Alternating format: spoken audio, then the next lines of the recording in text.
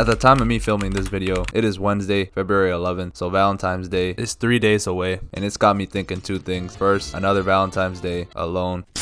But second, and more importantly, what was going through this man James St. Patrick's head? If you're not familiar with this guy, he's the main character in the show Power, and he had everything going for him. Absurd amounts of money, a nightclub where he would just lean over the balcony and just stare onto the dance floor in an expensive suit or a suit jacket. And aside from this looking like a Forex scammer's Instagram post, this shit went double platinum back in the day. I could never look at a balcony the same after watching this show. But back to what I was saying, a penthouse in New York, a loving wife. Actually, I don't know about that one, but he did at least have 3 kids that loved him. Well, kinda. Two of the kids loved him. The other one kind of shot and killed him. But for someone who sold drugs for a living, he was doing great. That is until a certain someone showed up in his life. And it really is now just hitting me how pussy whipped this man is. Because I remember when I was watching this show as it happened, and I was rooting for him. I'm not gonna lie. I wanted to see him get out the game, become district attorney, all the things he wanted at the end of the season 6. I was rooting for him. But looking back, this man was tripping. Not only did he try to live a secret life with his high school sweetheart, that same woman was a federal prosecutor. This man was not thinking straight. And don't get me wrong, Tasha wasn't perfect, but the way he started treating her after Angela came back into her life was messed up, but also a little funny, you can't even lie. What did you expect? He's loving this shit, you know that, Tasha. That I'm living with this.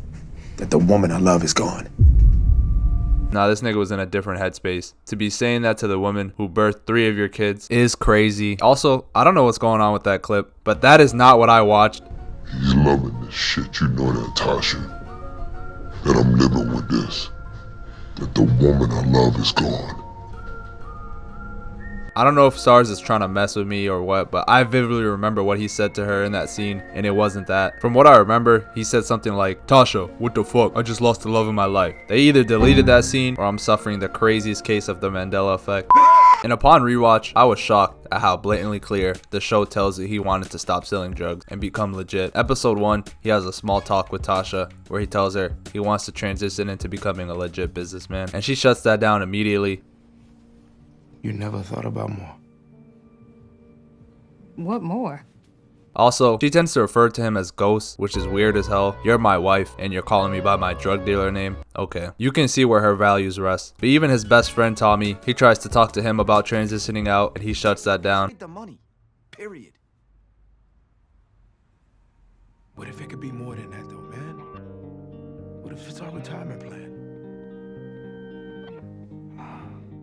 We grow up, go legit, live happily ever after. I'm sorry. So basically, the 2 people closest to you don't believe in you. And I think that's what's important to understand when it comes to Ghost as a character. Because now, the girl you loved back in high school is back in your life. And she presents a shiny new future for him. Now, maybe if she had a regular job, I could understand his thought process. But she was a federal prosecutor, and not just some regular fed. She was working on a RICO case against him. He's a highly organized individual with an established network in place. Lord, please never let this love find me, please. But those first couple episodes where they didn't know about each other's personal lives was the most pure love in the entire show. The way they interacted with each other was on some high school crush type of stuff. And the reason for that is because they were high school sweethearts that got separated from each other due to Angie moving to a different state. So really, we were watching 2 adults relive their youth together. And the craziest part is, they were seeing each other damn near every day.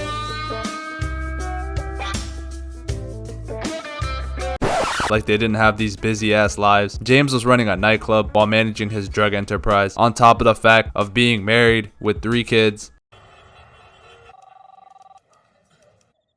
Coming to bed, honey? Yes, dear.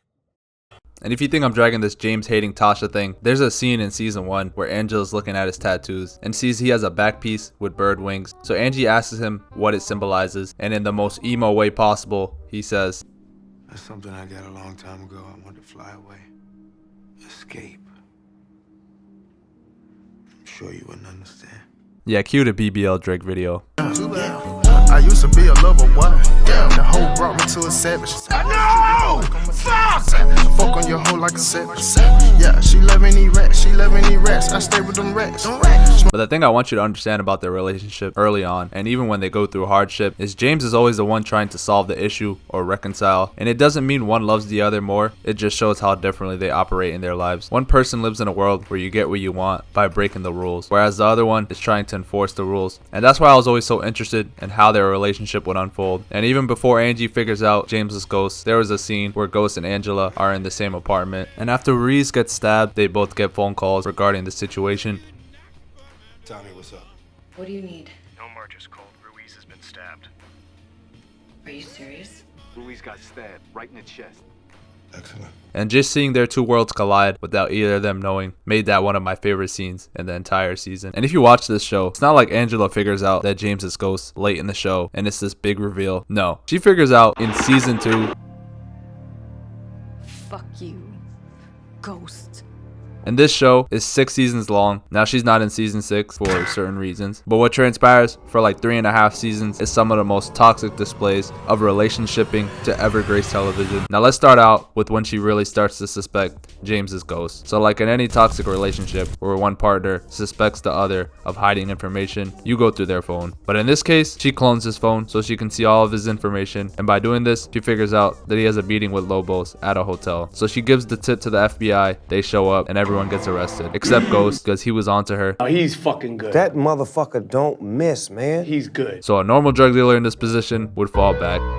You loved her, tried to have this secret life together, but having a woman who could put you and your entire business in jeopardy is just too risky. But James St. Patrick is not a regular drug dealer, he's a lover boy. After Angie arrests his best friend, he ruins her case by getting the sketch identifying Tommy excluded from the case, freeing Tommy. So now Angela's pissed because he played her and put her job in jeopardy. So she does the regular stuff, changes his phone number, contemplates throwing away his gifts, gets rid of any shared memories they had together. Just regular toxic relationship stuff. But obviously James isn't gonna let her get away that easy.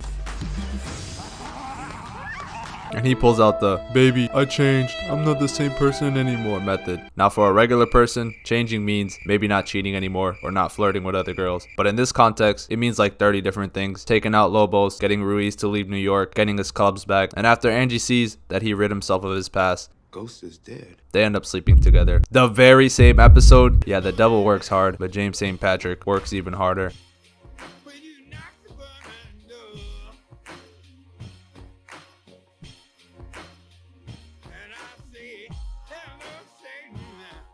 Now this wouldn't be a true toxic relationship if one partner didn't get the other one thrown in jail.